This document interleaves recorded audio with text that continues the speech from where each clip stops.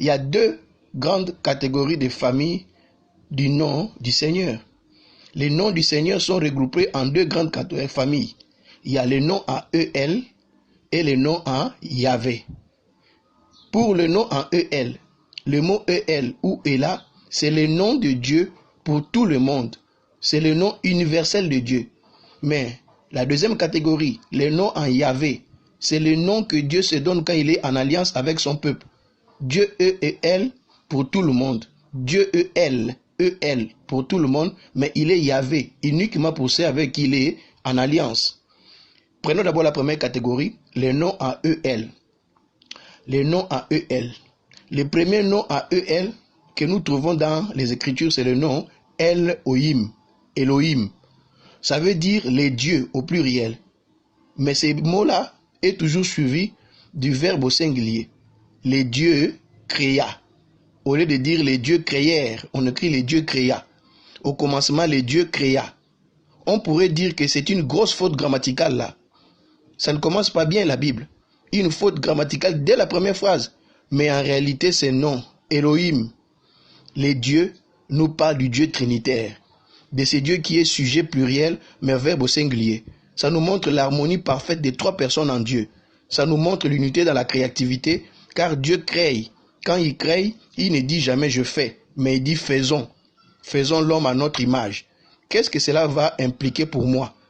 Ça va impliquer que si Dieu est un petit groupe, moi dans ma vie aussi, je dois m'impliquer dans un petit groupe.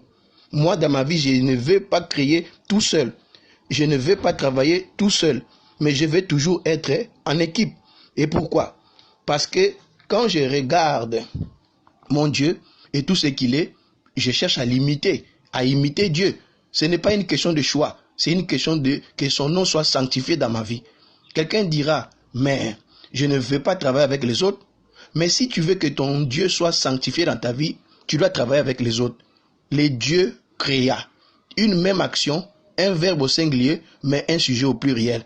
Avec chacun son rôle. C'est pourquoi dans Elohim, je vais découvrir et honorer celui qui est le Père souverain, qui a tout conçu, qui détient le pouvoir absolu. Il est celui qui a déterminé le temps. Mais Jésus dit, seul le Père connaît le temps du retour. Un Père glorieux, un Père universel. Mais je vais chercher aussi à connaître le Fils Jésus, le souverain qui est proche, qui s'est fait humain, souffrant plus victorieux, sorti de la mort, roi de l'univers, justifié par le Saint-Esprit, célébré par le monde des anges, lui qui est entré dans la gloire de Dieu le Père. Car la Bible dit, porte élevée volento, que le roi de gloire fasse son entrée. Mais qui est donc ce roi de gloire? C'est celui qui a été abaissé pour un temps au-dessus des anges. C'est lui qui avait pris la clé de la mort et du séjour des morts. C'est lui qui est sorti du tombeau. C'est lui qui a ouvert une route nouvelle pour toute l'humanité. C'est lui qui est Jésus, homme, qui plaide pour toute l'humanité devant Dieu, qui représente l'humanité devant Dieu. L'humanité devant Dieu. Un homme dans le ciel pour représenter toute l'humanité. Et Dieu l'a approuvé. Comme l'humanité avait été condamnée en Adam, en Jésus, l'humanité est justifiée. Mais je veux aussi donc connaître au travers du Fils qui est le héros de ma vie. Donc Jésus le Fils est le héros de ma vie.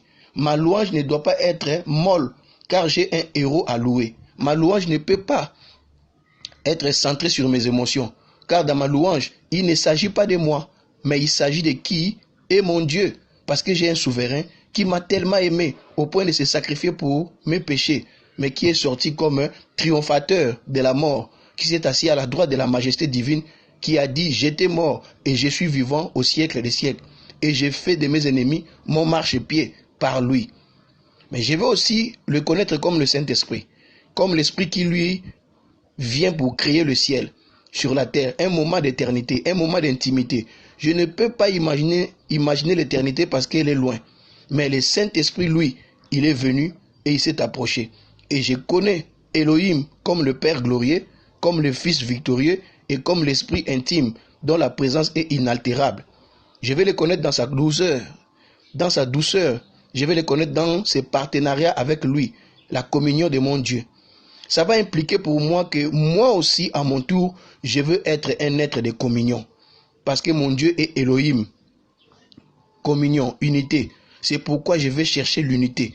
Mon Dieu est aussi un Dieu qui agit en équipe pour la créativité.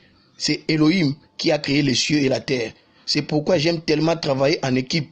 Je vais toujours mes projets le faire en équipe pour honorer mon Dieu, le découvrir qu'il est là et le louer, le sanctifier. J'ai pris que Elohim au ciel puisse me pousser à avoir des désirs, à travailler en groupe afin de lui ressembler. Donc je vais connaître Dieu par ça et pour ça. Et cela implique pour moi une transformation, car nous devenons toujours à l'image de celui que nous adorons. Le deuxième nom en EL, c'est El Elyon, le Dieu très haut, le Dieu le plus élevé, ou le Dieu de l'espace géographique. C'est lui qui est nommé dans Genèse 14, verset 18.